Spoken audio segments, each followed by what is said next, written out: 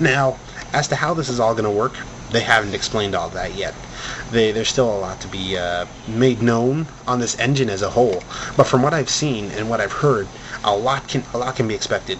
Another big thing that is changed in this game is the fact that the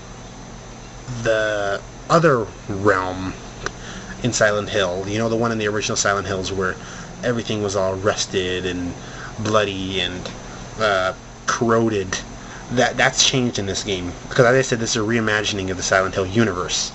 This game is going to have a snowy, icy other world. This is just them pushing more the fact that this is a reimagining of the Silent Hill franchise. They really want to reboot this franchise and show that this can be back on top to where it was before. That Silent Hill can still deliver those psychological scares that Silent Hill 2 did, and deliver that kind of isolation with great storytelling and immersive gameplay. And that's the reason why they chose the Wii platform.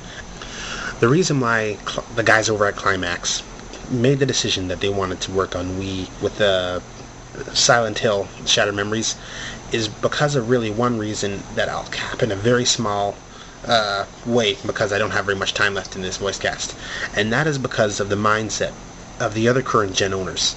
The other current gen owners tend to dislike things that move outside of the standard norms that have been set in the genres that exist, and that is the reason why the guys over at Climax wanted to make it for Wii, because they knew people who bought a Wii because they knew that the industry could have been shaken up, and they knew that the industry could change how they played things. And in that regard, in trying to reimagine the Silent Hill universe and show that Silent Hill could still be back on top and still could be just as immersive, that is the reason why they went to Wii. That, and because the Wiimote just kind of fit in perfectly to the entire feel of the game. And this is one of the most important things that developers on Wii need to always take into account, is that just having the Wiimote and waggling it around, or just using the Wiimote, that doesn't make your game instantly new or fresh or good in any possible way, shape, or form. In fact, anytime people think that way, and I'm going to take the Sonic Storybook series, for example, on Wii. The Sonic Storybook series shows that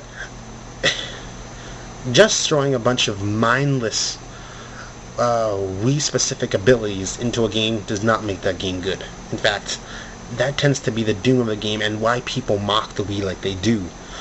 In like how the Sonic games, you just have mindless and pointless waggling and tilting and moving for no reason whatsoever, and it's unresponsive and it's unnecessary and it's annoying and stupid.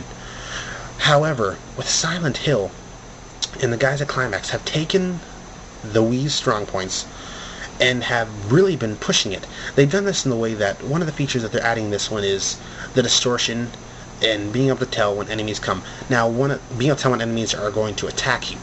Now, the way that was done in the old Silent Hill games was you ended up getting some sort of item or something, and in the first one, like the one they're reimagining, you would find an old stereo.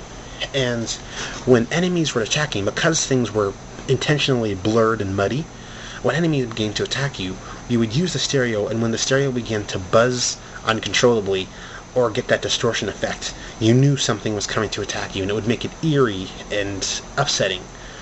For this new Silent Hill game, the main character, Harry, instead of having a stereo, he has a cell phone, which is actually going to be used for far more, but I don't have enough time to explain into it all. I'm going to give you the link to the article that talks about it.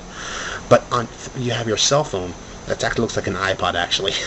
And anytime enemies attack you, you'll get distortion on it. And what it does is the developers have made it where the Wiimote is like your cell phone, and you'll get the distortion through the stereo on your Wiimote. And you'll actually also use the stereo on your Wiimote to take cell phone calls and all of that as if you were actually in the game. They'll come through the speaker, so you can put it up to your ear and hear like your daughter when she's whimpering and crying out to you, and a whole bunch of the other things that will be used for hearing in the game, in your cell phone.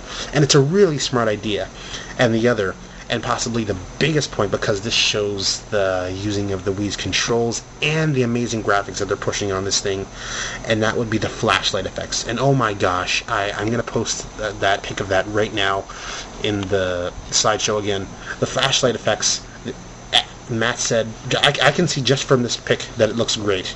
But as Max Messina said, when you see it in motion, it's going to look even better, and this just has me hyped. The way the shadowing effects and everything that goes on in that game is implemented so well. And with the IR, if you've ever played Resident Evil 4 using the IR, you know that an IR in a third-person shooter, when done properly, is just phenomenal. And from the sounds of it, it is done phenomenally here again, which makes this even more impressive. Now this voice cast is going far past time, so I'm going to cut it down here. If you want to read more, link in the description. But just so you know, this is an amazing game, and really, for any Wii owner, this should be top priority right now. You should be following this game like crazy, because this is going to be a big thing. It's probably going to be one of the biggest games on Wii. Okay, see ya.